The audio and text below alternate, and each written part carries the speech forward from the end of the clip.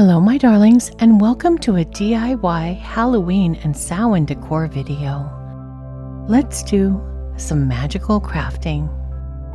In this video, I show you how to make 3 DIY witchy home decor items for Samhain and Halloween using wood and acrylic paint.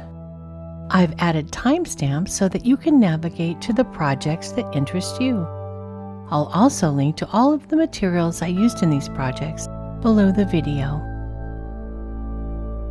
This video is a collaboration with Afura The Writing Witch. We're both creating Halloween home decor. In her video, she'll take you on a Halloween home tour as you decorate with her for the Samhain season.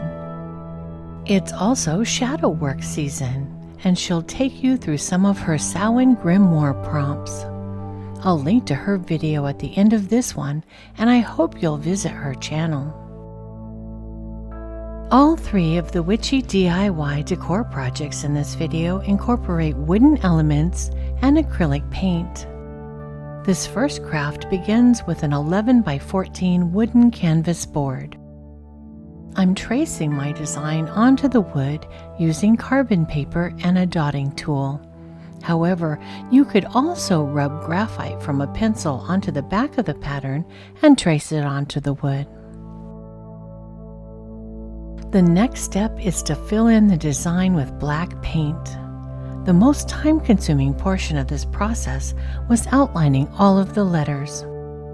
You may wish to paint the entire bottom portion black and then trace the letters on top of the black paint instead in order to save time.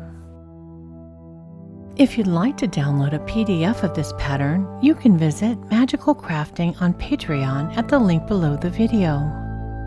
My patrons can download recipes, Book of Shadows pages, artwork, and more, all provided as PDFs. And I continue to add new downloadable content as I do more projects on the channel. Once the outer portion is complete, the next step is to paint in the silhouette of the witch with black, as well as the bats.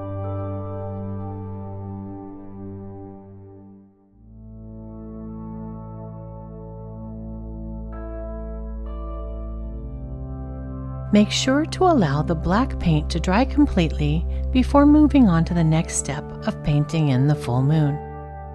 I chose a bright yellow for the moon, however white would also be a good choice. In order to add some detail and to sharpen the edges of the design, I also used black and yellow paint pens, especially for the edges of the broom and the witch's hair blowing in the wind.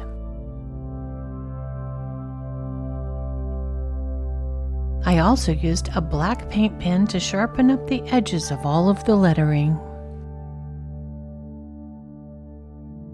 My next step was to paint over the tops of the trees with dark purple paint, as well as the lettering. I used a thin layer of paint so that I could easily see the lettering through it.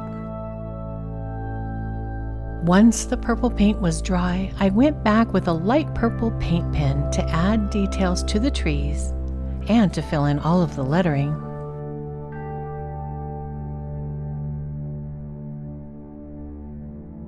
I also added some purple to my witch's hair so that it looks like my own hair.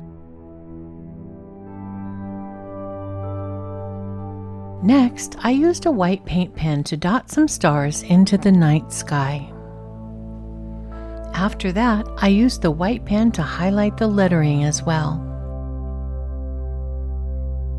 The final step in this project was to paint the edge of the sign with a bright orange border to add contrast and a Halloween feel to the finished project.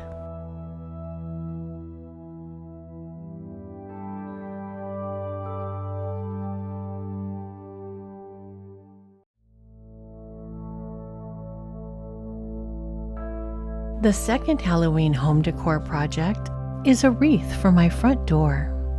I started with a 16-inch wooden moon and painted it bright yellow. Once again, a white moon would also look great. Unfortunately, I lost the footage of painting the moon yellow, and so we joined the project already in progress, as I'm adding a layer of glitter to the moon. While the glitter is drying, it's time to paint the cat. A traditional black cat would be the perfect addition to this wreath. Simply paint the entire cutout black.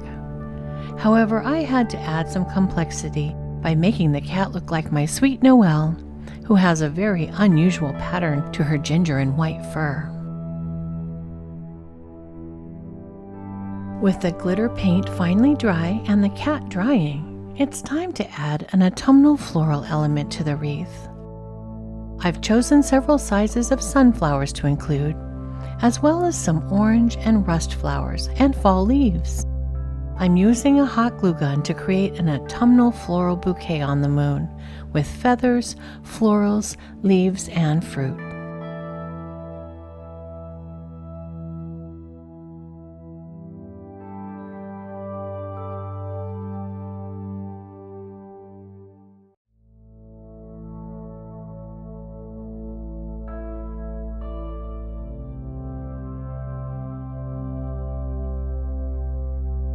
After adding a few more details to the cat with an acrylic paint pen, it's time to glue the cat onto the moon.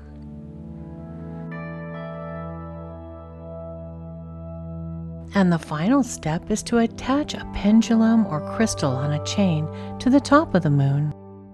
Make sure to position it just out of reach and above the kitty, so it appears to be reaching for the shiny gem.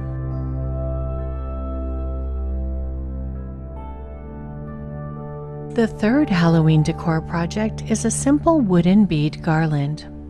I'm sorting out 3 different sizes of wooden beads: small 12mm, medium 16mm, and large 20mm beads.